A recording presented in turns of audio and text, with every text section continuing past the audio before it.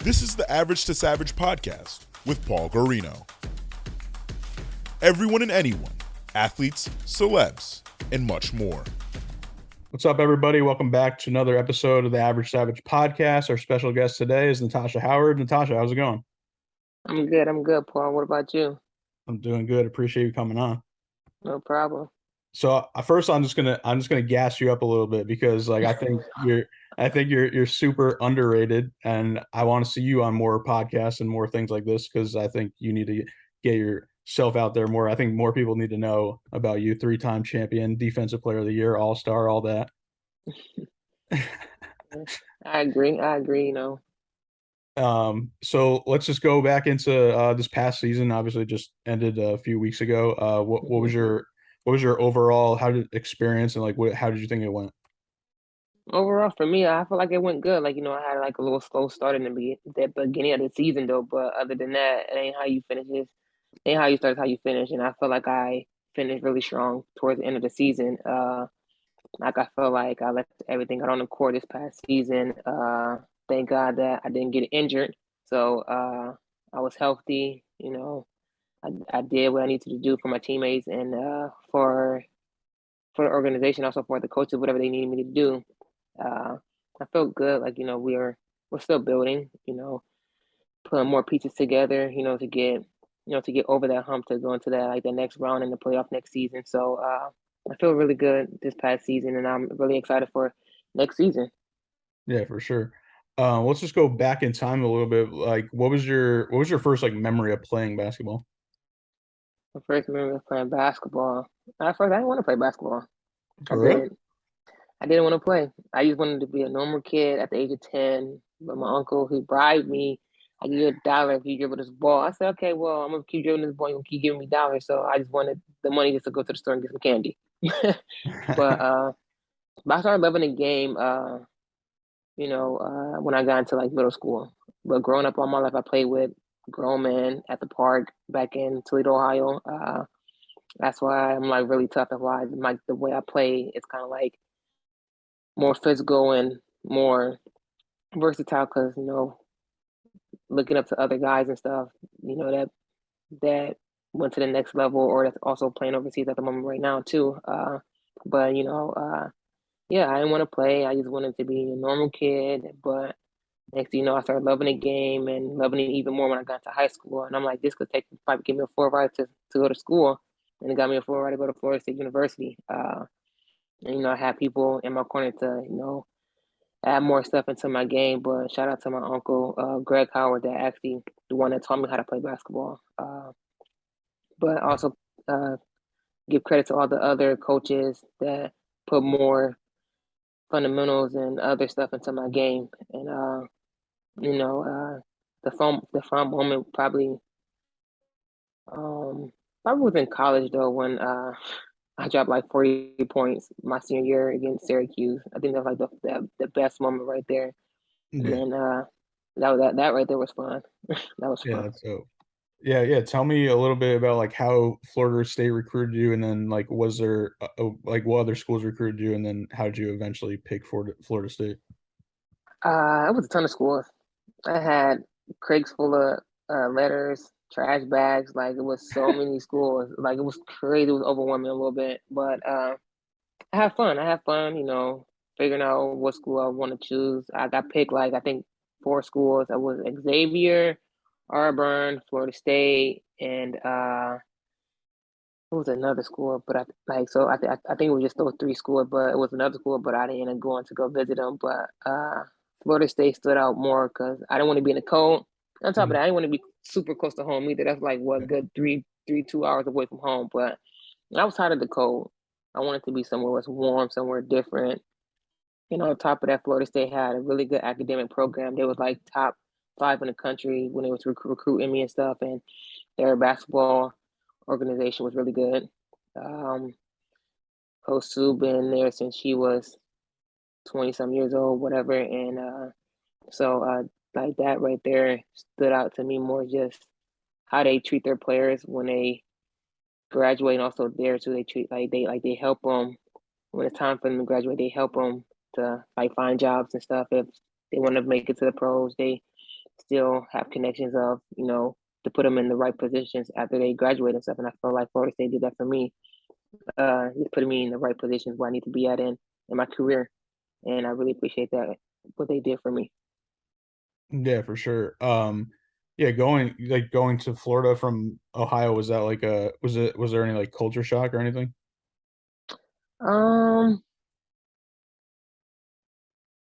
Kinda like, people in Florida was nice. People back at home they nice too, but Florida they Florida was people are actually different. they different. They different. It was really southern, Yeah.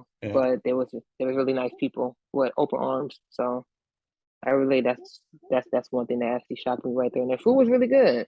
Their Yeah. food was really good. I can't eat seafood, I'm allergic though, but other stuff it was really good. Their food was really good. Yeah, for sure. And then just going into the WNBA, or actually before that, like, did you, like, at Florida State, like, did you know like you were going to go pro? Like, was that like a goal of yours? Yeah, absolutely. Like that was one of my goals, to make it out of, Toledo, be the Yeah. first person to make it out of the mud, 419, baby. Just make it out of there, and like I dreamed about it. And Coach Sue, me and her had a meeting in her office. She told me that I got invited to the WNBA draft. I said, "Yo, stop playing with me." She's like, "No, they just called me and they asked me about you, and I told them everything about you and stuff." I was like, "Wow!"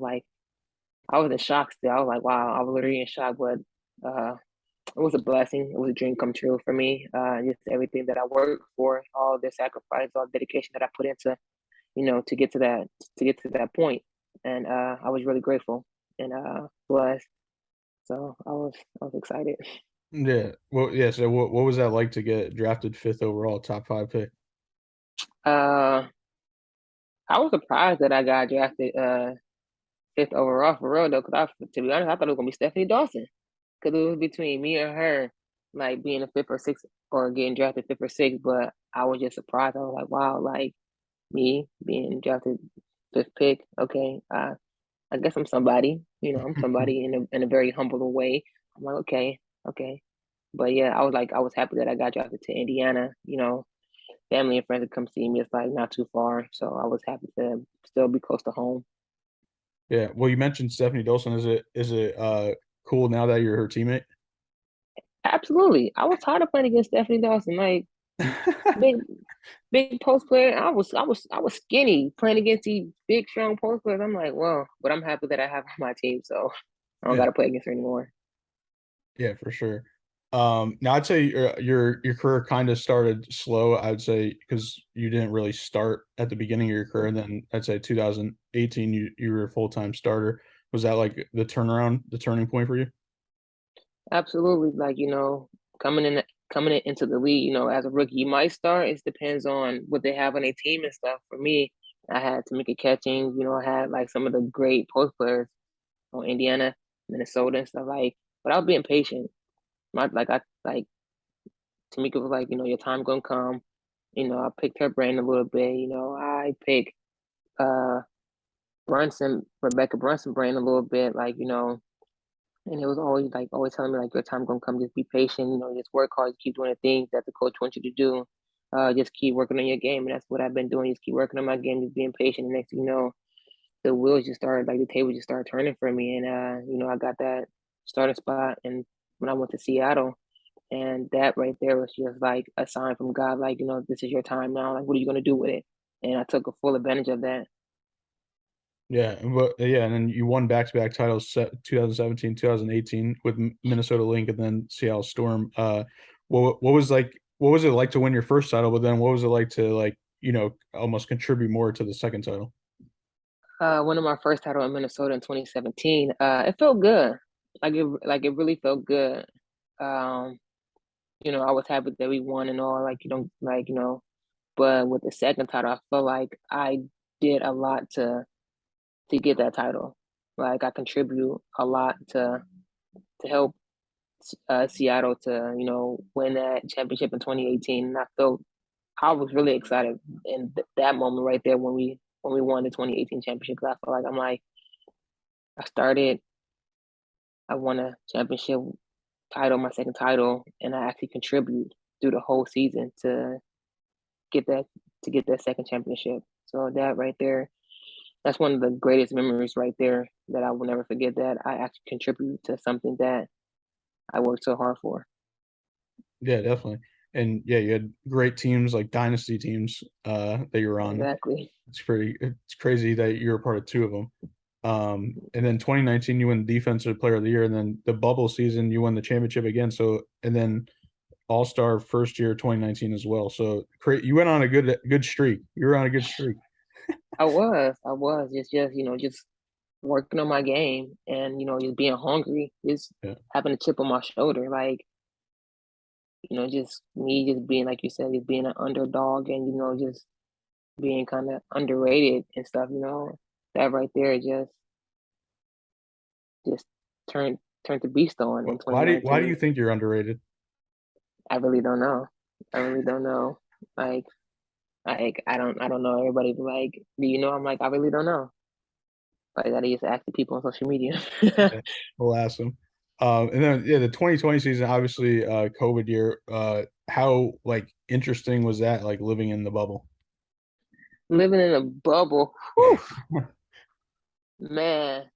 It was weird. It was really weird. Like, we couldn't be around our families, like our friends, like our loved ones. Like, we couldn't do nothing. We just had to be in a bubble, practice, see everybody every single day. Like, it was it was kind of depressing to move. I'm not gonna lie, it was a little bit depressing. Like, a lot of people was going down that route when it came to like our mental and stuff. But with us, with the Seattle team, we came in for one mission only, is to win everything, and we also have fun with each other. That's the thing. We have fun with each other, and we did a lot of team bonding, a lot of team stuff. So that's one thing about Seattle. Like, we had a lot of great players, great people with good personality and stuff. So we had fun, and it was no dull moment at all. So, and when it's time to go, we win. It was go time every time we played, even though the schedule was compact. We played almost every other day. That was like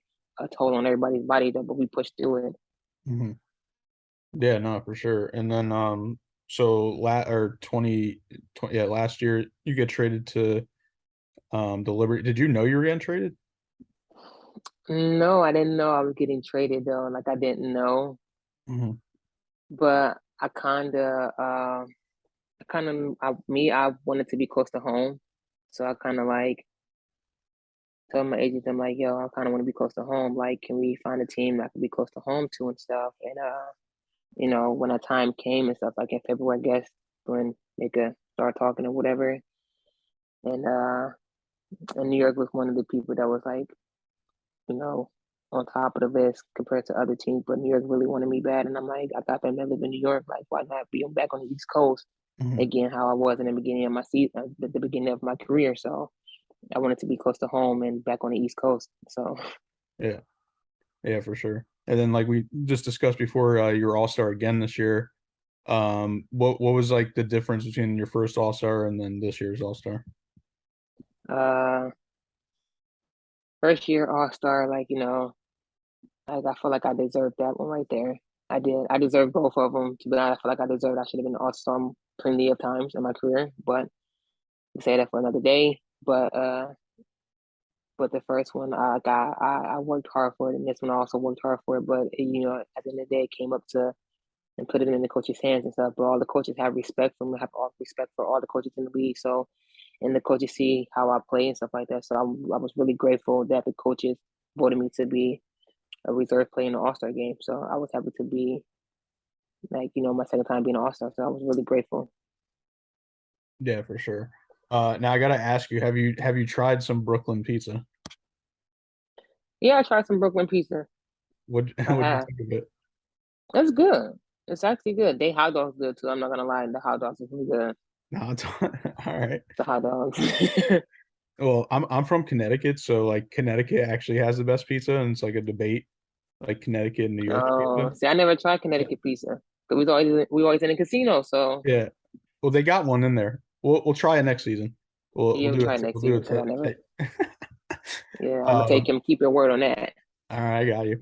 Now obviously, casual fans don't know that you guys play overseas in the quote unquote off season. So what has that experience been like for you in general, and like have you enjoyed it?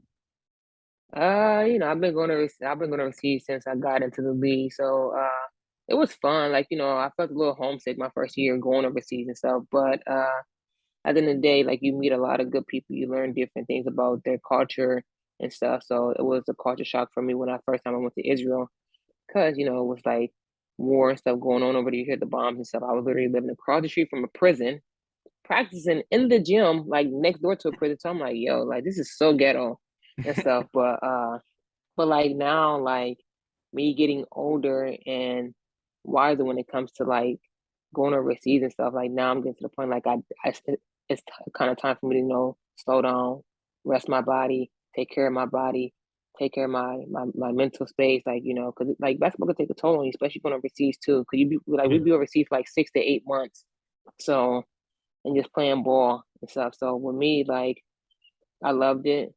I loved it, but sometimes it's been taking a toll on me a little bit mentally and physically. But this year, I don't know if I'm going overseas. Like I might go in the second half in January. So, but I don't know where at yet. But I'll keep you posted about that.